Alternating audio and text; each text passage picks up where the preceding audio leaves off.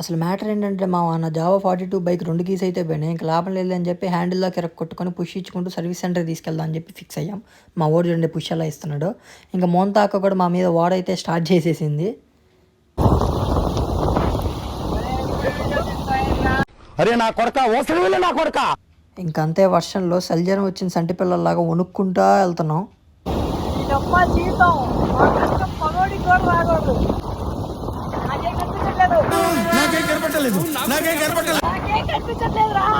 ఏంటి బాబా అన్న ఇంకోసారి అన్న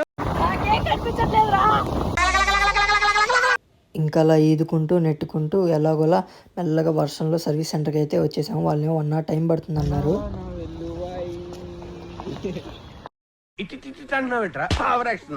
ఇంకో గంటలో నా బండి బట్టలు పదేసి కొత్త లాక్ సెట్ అయితే బిగించారు. ప్రైస్ ఎంత ఏంటుందో గెస్ చేయండి.